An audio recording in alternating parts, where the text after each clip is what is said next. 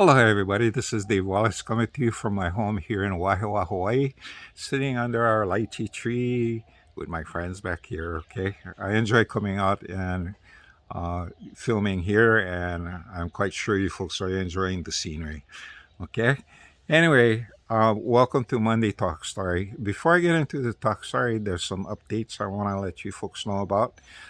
First of all, my granddaughter and Jazzy and husband Ethan are now here in Hawaii and they're settled on Ford Island. Ethan is in the military. He's working on Hickam Air Force Base. He's part of the Air Force. Okay. And my granddaughter Jazzy is there supporting him. Okay. So they arrived safely and they're doing well. The second thing is that I just got through having a training session with one of my students, Jason, who lives in Texas, and this is week 8 of a 10-week program, a mentoring program, where I am teaching him how to remote view, actually associative remote viewing, using associative remote viewing to predict sports, and he's been killing it. In fact, he reported that in the last couple of days, he won 9 of his bets, predictions on the WNBA and the NBA. So far, his predictions on the WNBA has been perfect. Congratulations, Jason. Okay, and he wrote a wonderful review on my um, Amazon page, and the Amazon page that the book that he wrote about, or the review, was Picking Winners, and that's the um, my Bible for associative remote viewing that I wrote, and it's a manual that I use during my training sessions. So he wrote an amazing review talking about his success, and um, when I started teaching him. We have lots of time during our training to go beyond associative remote viewing, because associative remote viewing has multiple applications. It's not only used to predict sports, but it can also answer important questions. Like I was looking for the right um, writer to help me with my first book that I'm putting on Kindle. And it's a series. And using ARV, I was able to select um, what the spirits considered the best writer to help me describe the book and write the book for me. Okay, help me in the process of creating the vision that I have for this story. So I'm hiring professional, a professional writer to help me with this. So that should be a really interesting thing. And I should be getting a rough draft from the writer soon. And hopefully we can get everything squared away for our June 1st release of this first book. After that, we'll be putting out a since it's a series, we'll be putting out a new book probably every week or week and a half. A week to 10 days is the time period that I'm looking at for the introduction of the next books in the series. And there's a total of 10 books. Okay, so that's what's been happening. Now, what I wanted to share with you today as part of the talk story is just a call to remember that every area that we enter in Hawaii has a history.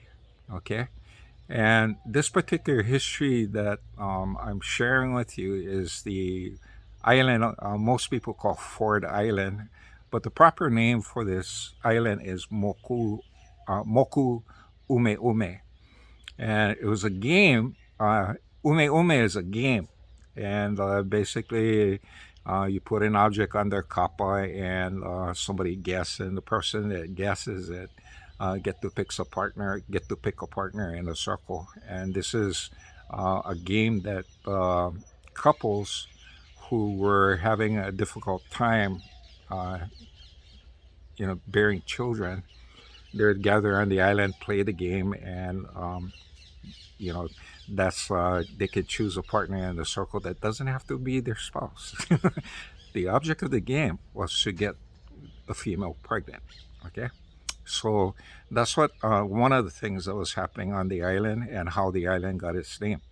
Another thing that was happening on the island is that, from what I understood, it was also a place where people living surrounding Pearl Harbor and stuff, many of them would use the island as a resting place for the bones of the ancestors. So there are many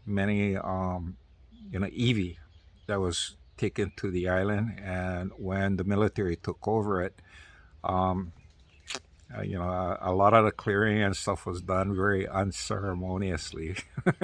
So there may be some issues with that. I cannot speak too much about it because there were only a couple instances of me being on the island. And the first time was back in the 1990s when I took a tour of the Mighty Mole, and that was the first time in my entire life that I stepped on the island. And we went across we went across on a ferry boat, and when we got off, as soon as I touched land, um, I was frozen in place and I couldn't move. And I was wondering what was happening. And in my mind, okay, kind of like a message came out and it says, "Who you?" It's like somebody inquiring, "Who you?" And I go, "Oh, shoots. Yeah, you're right. I need to explain who I am, introduce myself, where I'm from, my connection to this place, and connection to Hawaii, and ask permission to enter." And that's what I did. So I introduced myself. I'm Dave Wallace. My parents are, Native Hawaiian. My mom's family is from here, this island, and we have family all throughout the islands, not only in Oahu. And so my ancestors are here, you know. So we are children of the land. And I said I'm here to visit, you know, the Mighty Mo, and I'm not here to disturb anything on the land. I'm not going to take anything with me. I'm not going to leave Opala. So grant me permission. And just like, okay, my legs could work again. And so I went to the Mighty Mo, came off, and we visited. We went on a tour. There were people scraping and stuff, and some of the people there were people I knew. So kind of like bent down and helped chip paint, which they appreciated. So after a visit, jumped back on and we left, and that was fine. Saturday, this Saturday, just when we picked up my grandbaby, my granddaughter, and her husband, we took them shopping at the commissary, and I took them out to go eat. And when we returned to Ford Island, because Ethan and my granddaughter have military IDs, we could actually cross the bridge and get onto Ford Island. And they're at the temporary lodging on Ford Island. You cross the bridge, and as soon as you cross the bridge, there's a circular driveway, and you turn to the right, and there's housing to your right. So that's where they're staying, and it's a one-bedroom place. But anyway, we got there, groceries packed up in the back of our CRV, and I stepped out of the car and I took 2 steps, and boom, my legs were frozen. I couldn't move, and the same thing happened. "Who you?" I go, "Oh, yeah, it's been a while." So I reintroduced myself, Imaikalani. I'm from here, and I'm here. This is my wife, Elle, and my granddaughter, Jazz, and husband, Ethan. Ethan just came stationed here at Hickam, and they'll be here for 4 years. They're using this place as a temporary lodging. So that's what I was explaining to them, to the spirits. Said they're not here for a long time, and uh, hopefully it'll be a short stay, and they'll be gone. And so we're just here to make sure that they have food to eat and make sure they get settled in. As soon as I said that, I was just like, okay.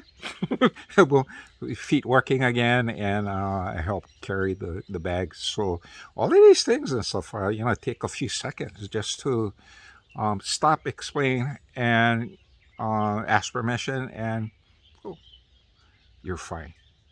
So the rest of the day, we went up to the room, and we helped the kids put away things, and looked around the place. And wow, it's small. It's almost as small as the place that Elle and I have in this house, but it's livable. And since it's a temporary thing, they should be okay. They have a refrigerator, they have a stove, they have cabinets and their own bathroom and restrooms. So, their needs are fine. Tomorrow, we're going to be taking Jasmine to the Sam's Club. And the reason why we're taking them to Sam's Club is that when we went into the commissary and we started looking at the prices over there, some of the prices are more expensive than Sam's Club. I mean, we all this time we thought, wow, a commissary would get good breaks, but no, not really. I was looking at the price of gas and stuff. It was just, oh, wow. Sam's Club, just as good. So, and I think the variety is better at Sam's Club and at Costco. So we're gonna take them and see if they can get memberships there and use that place more. Anyway, so that's been happening, and I know some of you folks been expecting my sister here tonight, and my sister, I didn't invite her to this week's show because later this week my sister's daughter, the youngest one, Tiari, will be getting married on the island of Maui. So my sister's probably busy prepping for that then. So I didn't want to disturb her and break her focus, on getting ready for her daughter's wedding. And it's a special time. So good luck, sis. Okay? And love you, Tiari. Okay? Take care. So that's it for Monday Talk Sorry. And next week, hopefully, we can get my sister in, and we'll be talking about some of her spiritual experiences on the island of Maui. And it should be interesting because our family, my grandma's Wallace side and my grandpa Wallace, they're actually from Maui, okay, and in a Kula area and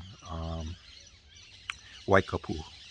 So until next week, this is Dave Wallace from Waihoa, Hawaii, saying aloha and mahalo. Aloha.